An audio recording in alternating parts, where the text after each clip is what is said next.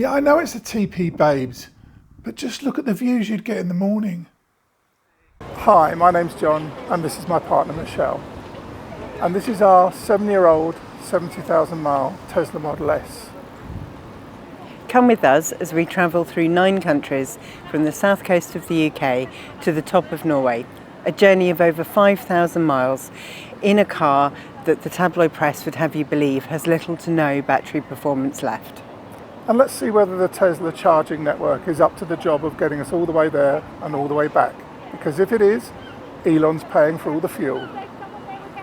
Welcome to the long free ride.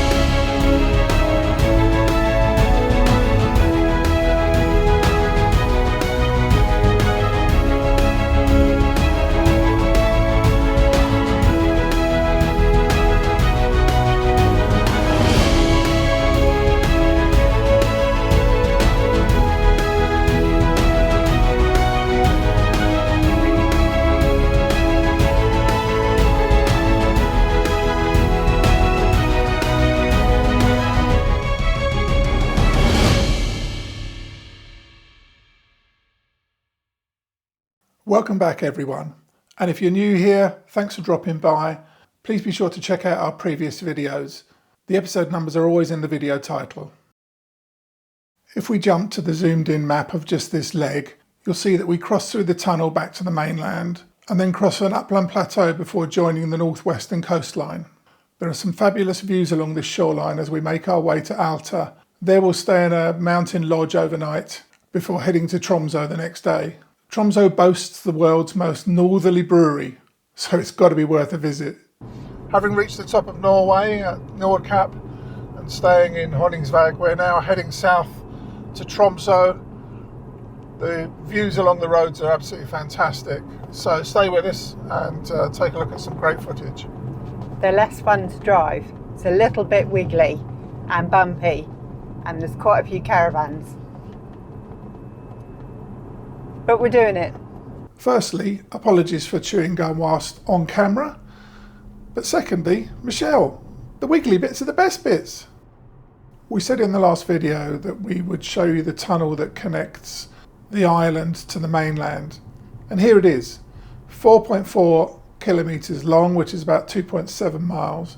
So it's some undertaking considering how far down and under the water it goes.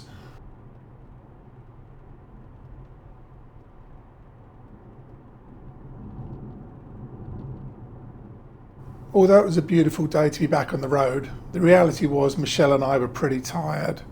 Although we got back from the midnight sun around about 1 AM, the reality is we weren't in bed till around about 2:30, having downloaded all the footage from the different cameras, got their batteries on charge, checked what we were doing the next day, etc, etc. With the weather being so beautiful and the roads being so stunning, the camera on top of the car was really earning its money. The shame is, we really just don't have enough time in these videos to show you all that footage. But I will be putting a scenic drive series together so you can appreciate just how wonderful this environment is. They're going to be best viewed on a large screen as they'll be in 4K resolution so you can really feel like you were there. Kind of think of them as moving screensavers. The scenic drive south gave us a chance to reflect on achieving our goal the day before. Some might say that North Cape is just a bunch of rocks, and it probably is, but they've gone to great lengths in putting the visitor centre together to give you the history behind it and a sense of occasion in arriving there. Staying up till past midnight and seeing the midnight sun at such a special location with so much history around it had true meaning to us. Not only was it the objective of this trip, but really it was the culmination of so many other things that we'd achieved in order to be able to go on the trip. I'm really thankful that we were able to achieve this goal and do the trip together. After about an hour and 40's driving, we ended up at a charger in a small, probably really hamlet called Skaidi. Now we didn't really need to stop there as we probably could have made it all the way to Alta without topping up our charge. However, once you own an electric car, actually popping into chargers is a bit like collecting Pokemon. You kind of just want to do it just so you can say you've been there. So after a 10-minute top up, We changed drivers and hit the road again. As you might expect, my experience of the midnight sun was somewhat different to Michelle's. Having experienced the partial eclipse in the past, I'd found that really messed with my senses. You could feel the sunlight dimming, you could feel the environment around you getting colder, and that really seemed quite eerie. The midnight sun is in some ways similar and is obviously in some ways opposite. Having come from a part of the world where it gets dark every single night, there's nighttime and there's daytime, it really messes with your head that it's midnight, you're staring at the sun and you're wondering whether you need to put sunscreen on. It was once again a bit like that eclipse experience, in that you felt the world was really messing with your senses. It's something I'm really glad I had the time to do.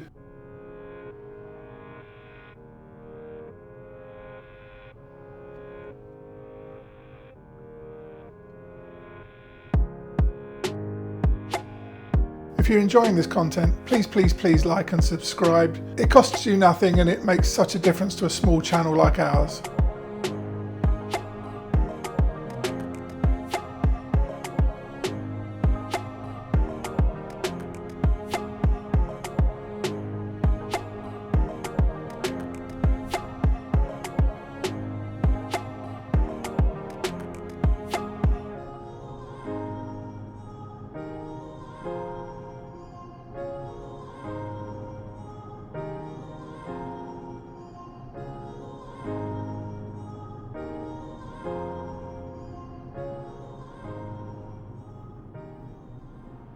We arrived in Alta around about 10 to 1. We plugged the car in and let it feast on Elon's electrons whilst we went and grabbed a sandwich before heading off to our stunning accommodation for that night and having a lazy afternoon. The Bjornfjell Mountain Lodge prides itself on being an authentic Norwegian accommodation.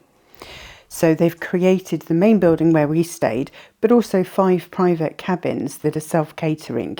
The whole place is designed to make you feel calm, comfortable, but also close to nature. The cabins were designed with the idea of replicating the sorts of cabins that farmers would use when they came to their summer places to graze cattle. But these have been turned into luxury cabins. Lots of beautiful natural wood decoration, really calming colour palette. And it has a whole wellness lounge. So in there's a relaxation room with private showers. You can literally just hear the sounds of nature, including a small river. They have an outdoor jacuzzi and also a sauna. It's absolutely beautiful. The mountain lodge is actually 20 kilometres out of Alta, so we were very happy to eat in their restaurant on site that night, and it turned out to be a really good choice. In fact, John says it's the best meal he had on the whole trip. He started with beef and onions. I had smoked salmon with a balsamic reduction. I then went on to a locally caught fish, which was served with boiled potatoes and casserole vegetables. John chose reindeer, a local delicacy, and it looked amazing, so tender and melt in the mouth was his words. And then we shared an ice cream cone for dessert, which had locally foraged berries and of course a few chocolate chips. Being halfway up a mountain lends itself, this place, to the winter activities, and the hotel lodge offer lots of them. So skiing, snowboarding, they have a park that includes jumps and rails, they do sledding, snowshoeing and a family snow tubing activity as well. Naturally, Nordic skiing is included, and if you go on a nighttime bonfire trip with them, I'm told you get fantastic hot chocolate and marshmallows. But they also do ice fishing, and they'll teach you to cook it over a bonfire. In the summer, they turn these activities to guided hiking trips up the mountain, fishing again, a climbing park locally, but also things like a lavo experience where you cook their traditional local stew of reindeer and vegetable over an open fire. After a peaceful night's sleep and a great breakfast, it was a shame to leave the mountain lodge, but the reality is we need to keep moving on. We've got 30 days to complete the entire trip, and that's a fairly tight schedule. From looking at the long-range forecast, we already knew that the weather was going to be changing, and we could see this in the high white cloud that was slowly beginning to dominate the sky. It was a shame to be in such a beautiful environment, knowing that the weather was going to go downhill somewhat. But we've been so lucky because we've not seen rain since the beginning of this trip, and most days have just been clear, blue and beautiful.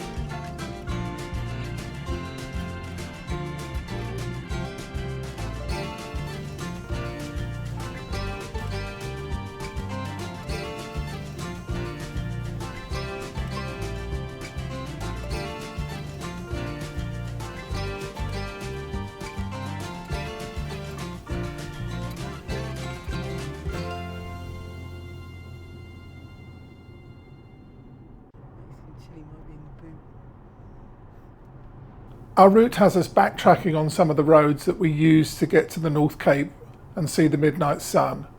And this means we're using some of the same chargers.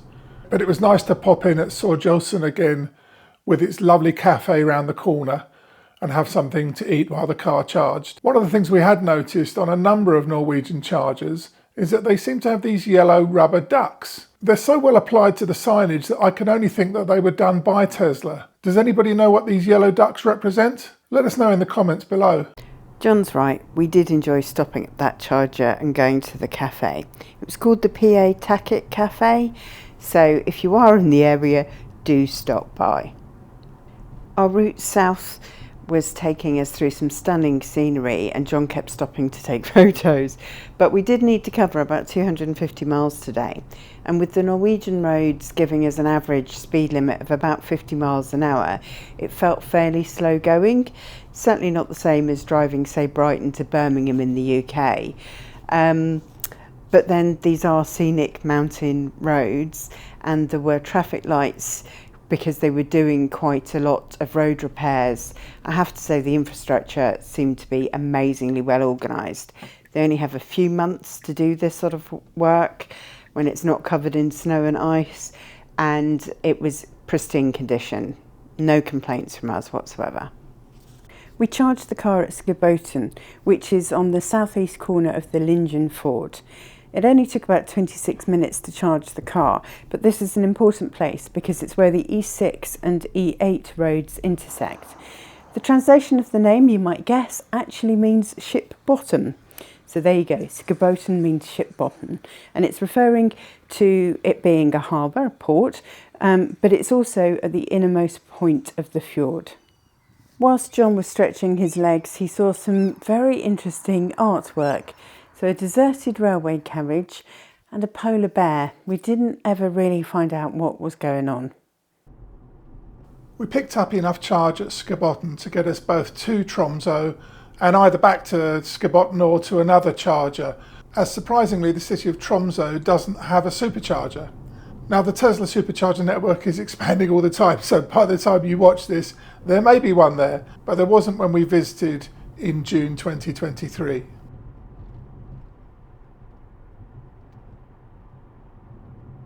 As we headed further south and towards the city, the traffic did pick up a bit, but it was nothing really to grumble about. It was 75 miles from Skeboten to Tromsø. Tromsø itself is on an island just off of the mainland, but there's a sizable inlet that runs between the two pieces of land, and the bridge that crosses them was something to behold. It felt slightly nerve-wracking to drive over it, but I can tell you, it's not as nerve-wracking as walking over it, which is what we did the next day. So let's have a look at the stats for this episode. And if you're wondering where these come from, they come from an app called Teslab, as it mentions below. This is a great companion if you're a Tesla owner and you go on a road trip, because rather than you having to note down at what times you get to places and how many miles you've gone and all that sort of stuff, it monitors all that for you and you can then just download it as a spreadsheet once you get home. Anyway, back to the stats. We drove 395 miles, which equates to 636 kilometres, and we used 117 kilowatts of battery power 4 stops in total on this leg of the journey, so that's 2 each day. And we were stationary and charging for 1 hour and 37 minutes in total. Our cost for charging was zero. Those of you who have been watching will know that we get free charging. If you're new and you don't understand why we don't have to pay for charging, take a look at the video listed in the comments below. And lastly, there were no other ancillaries that we needed to buy for the car.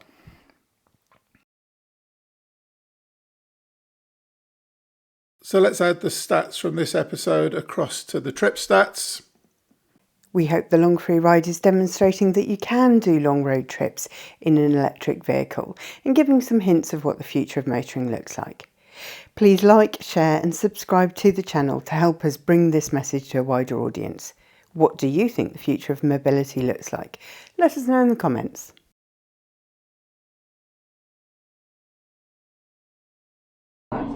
What are you doing back there, babes? You got the heebie-jeebies? So fast.